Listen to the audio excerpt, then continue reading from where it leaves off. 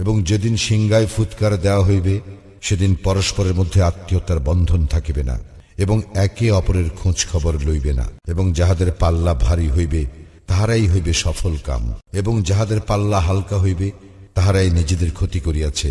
উহারা জাহান্নামে স্থায়ী হইবে। অগ্নি উহাদের মুখমণ্ডল দগ্ধ করিবে এবং উহারা সেখানে থাকিবে বিভৎস চেহারায়। তোমাদের নিকট কি আমার আয়াতসমূহ আবৃত্তি করা হইত না? অথচ তোমরা সেই সকল অস্বীকার করিতে। উহারা বলিবে, হে আমাদের প্রতিপালক, দুর্ভাগ্য আমাদেরকে পাইয়া বসিয়াছিল এবং আমরা ছিলাম এক বিভ্রান্ত সম্প্রদায়। হে আমাদের প্রতিপালক, এই অগ্নি হইতে আমাদেরকে উদ্ধার করো।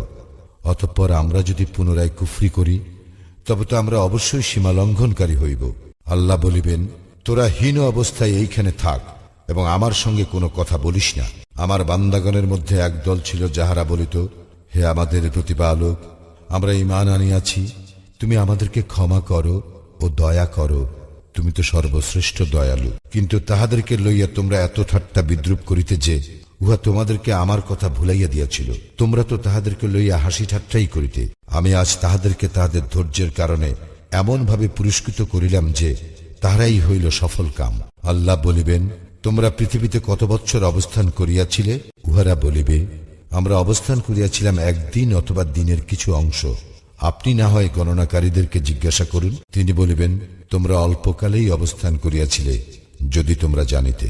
তোমরা কি মনে করিয়াছিলে যে আমি তোমাদেরকে অনর্থক সৃষ্টি করিয়াছি এবং তোমরা আমার নিকট প্রত্যাবর্তিত হইবে না? মহিমান্বিত আল্লাহ, যিনি প্রকৃত মালিক, তিনি ব্যতীত কোনো ইলাহ নাই। সম্মানিত আরশের তিনি অধিপতি। যে ব্যক্তি আল্লাহর সঙ্গে ডাকে অন্য ইলাহকে, এ বিষয়ে তাহার নিকট কোনো সনদ নাই। তাহার হিসাব তাহার প্রতিপালকের নিকট আছে। নিশ্চয়ই কাফিররা সফল কাম হইবে না।